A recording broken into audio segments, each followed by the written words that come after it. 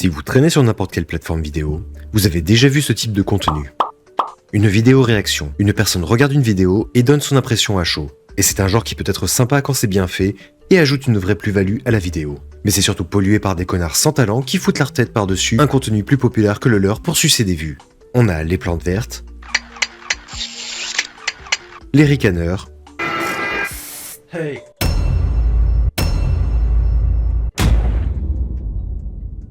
les Wow. c'est dingue. Oh my god, this is cool. This secret. Oh my god, this guy is really Titan cameraman. Yes, we got this. He's upgraded.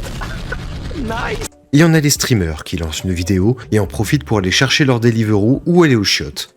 C'est l'équivalent du prof qui a pas envie d'enseigner, donc il passe une vidéo en classe à la place. Et tu n'as pas intérêt à critiquer les streamers, parce qu'ils pensent que leur chaise qui regarde une vidéo, c'est un don gracieux qu'ils font au monde.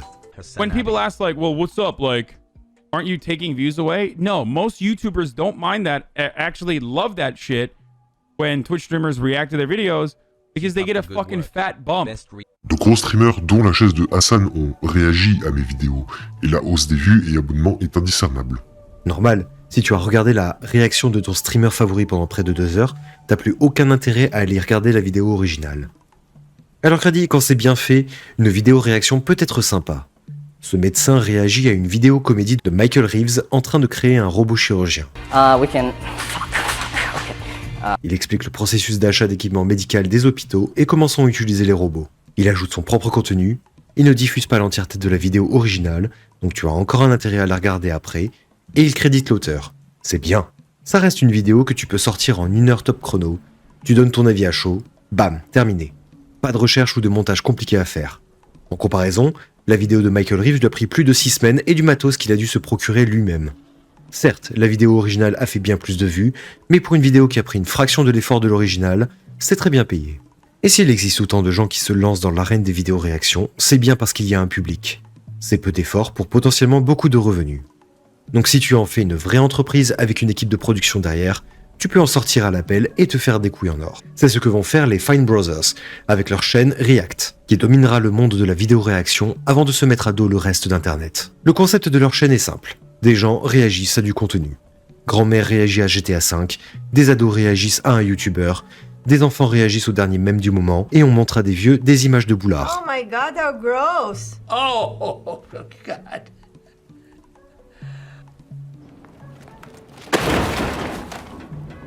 Bref, du contenu débile et facile à produire en chaîne. Mais ça marche.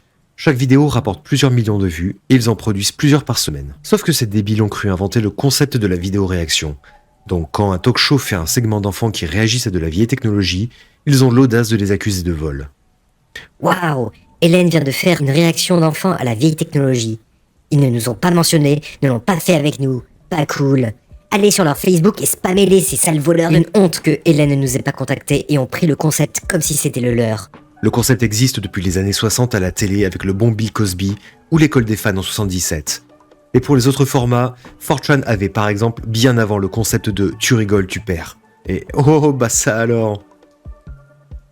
Having their shows and formats blatantly stolen by companies and people. Pour rappel, ils défendent ça comme étant leur création originale. Et ils pensent vraiment que dans 100 ans, quand on uploadera notre conscience dans un super ordinateur, on ira regarder leurs vidéos d'enfants qui réagissent à Nyan Cat. But live on forever as a time capsule even 100 years from now that people can look back at what various generations were saying about culture and the issues of our time. Bref, beaucoup d'ego pour un concept éclaté.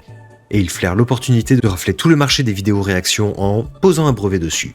Ils font l'annonce de React World, un réseau que les youtubeurs peuvent rejoindre pour faire des vidéos réactions sous leur tutelle. Parce qu'on sait à quel point c'est compliqué de foutre sa tronche par-dessus un mème trouvé sur internet. Et avec ça, ils copyrightent les vidéos réactions et envoient des plaintes à YouTube contre leurs compétiteurs. Fine Brothers and Fullscreen decided to go ahead and strike it for copyright. Les droits d'auteur sur internet c'est déjà pas super populaire et bizarrement, ce tour de force n'est pas très bien perçu.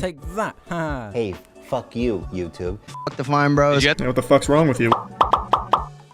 Devant ce tollé, ils publient une seconde vidéo pour dire qu'on n'avait rien compris à leurs nobles intentions. Et c'est comme se franchiser et ouvrir son propre McDo.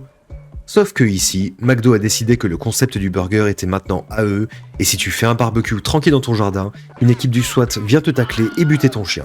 Après 2 millions d'abonnés perdus, les businessmen de génie arrêtent leurs apparitions publiques et publient un communiqué disant qu'ils abandonnent tout. C'est une bonne leçon à tirer. Tant que l'imprimante à billets fonctionne, fermez-la et accumulez vos pépettes. Vous avez juste à rester tranquille pour... Ok. Leur société est rachetée et ils n'en font plus partie. Mais malgré tout ça, leur fortune est estimée à plus de 30 millions de dollars.